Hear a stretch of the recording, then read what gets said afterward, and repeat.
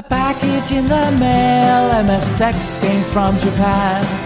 Collecting without fail, those shoot 'em ups, and that's the plan.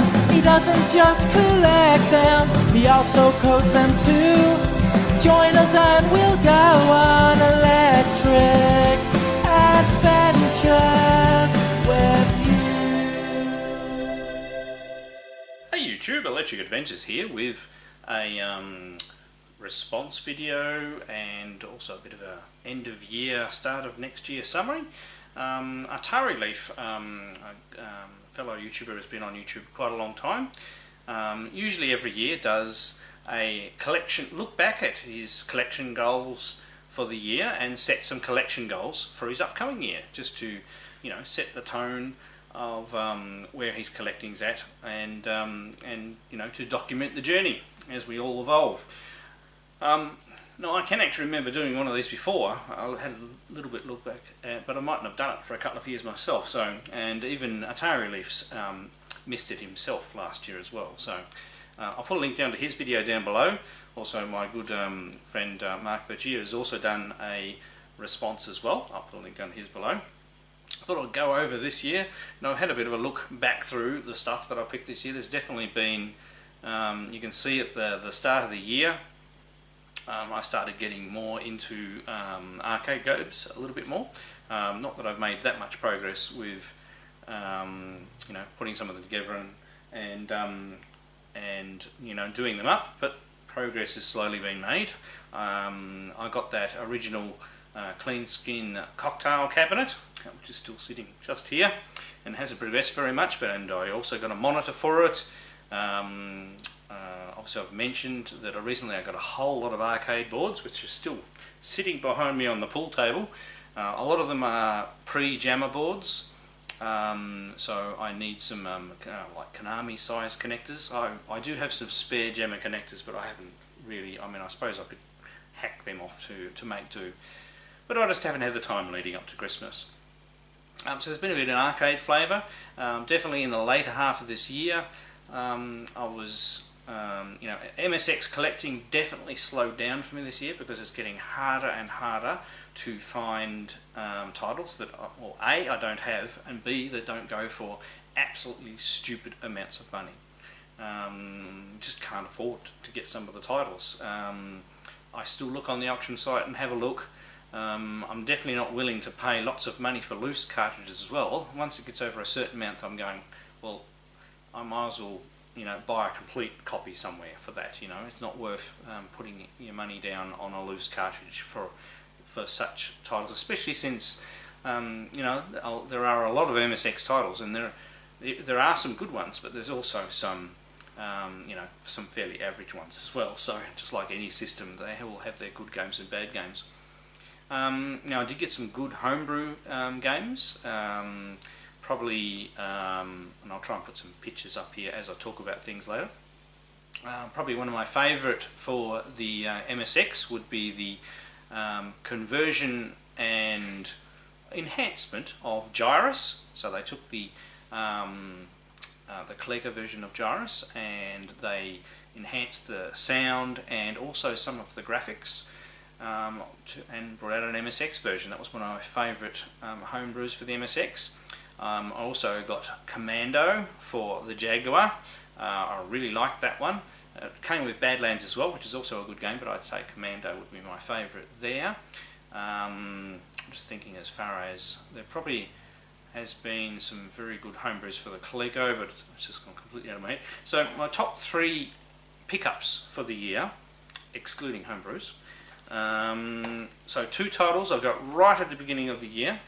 In late January, actually, when I was travelling in northern Australia, in Queensland, I went to a local market and I picked up 2 Atari 2600 games. One I'd never had before at all, and another one is one of my absolute favourite 2600 games, and one that I have previously held a world record on. So, and they're both complete. They were the Australian Hess version, so there was Sequest, and the cartridge is in amazing condition. And at the same time, I got Beam Rider, which really is a surprisingly good version on the Atari 2600 versus the other versions. It's another game that I collect cross-system and is very evenly ported across systems, and the 2600 version is well worth playing.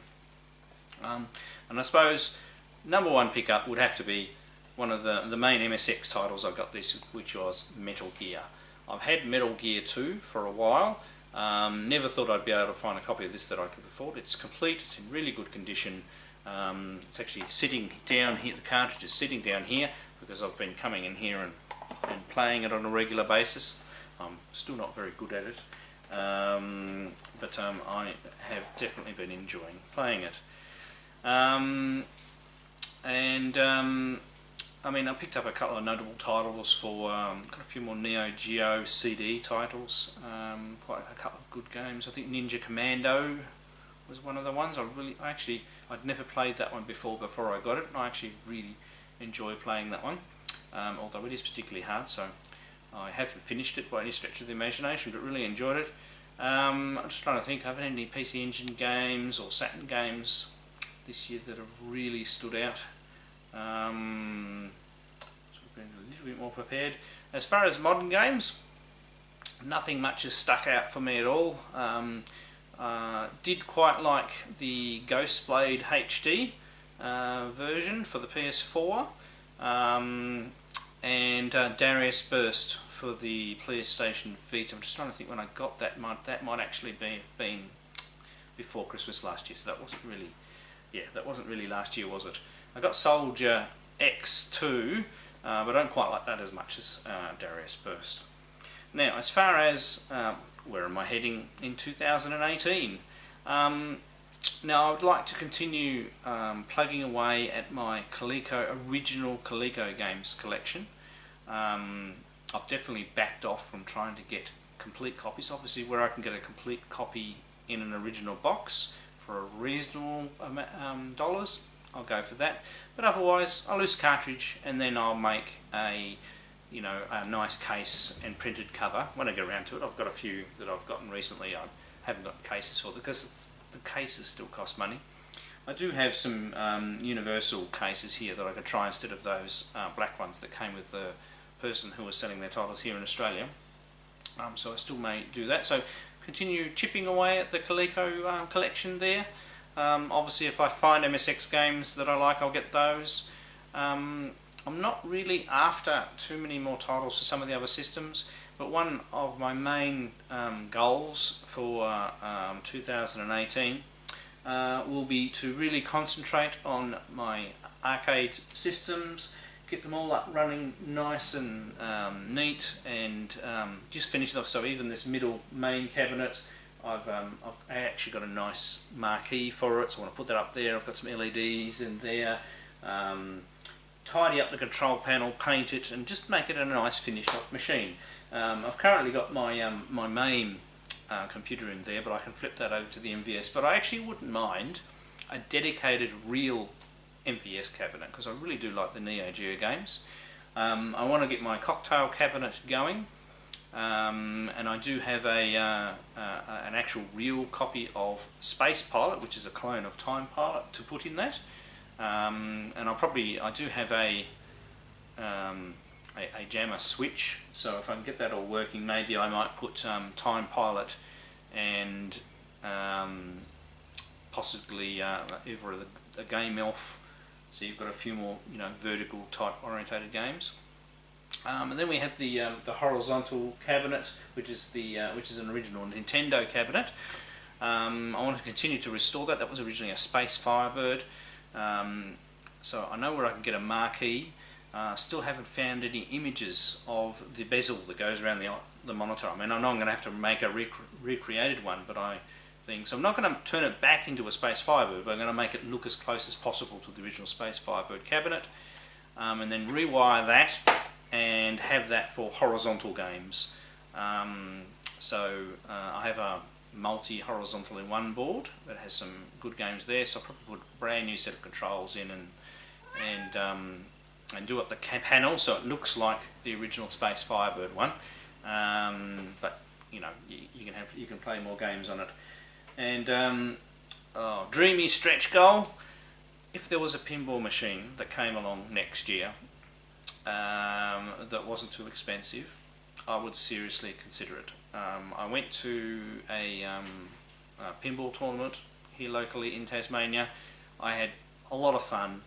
I do find myself that even on the Vita or even the PS4, I'll actually be playing Pinball Arcade a lot.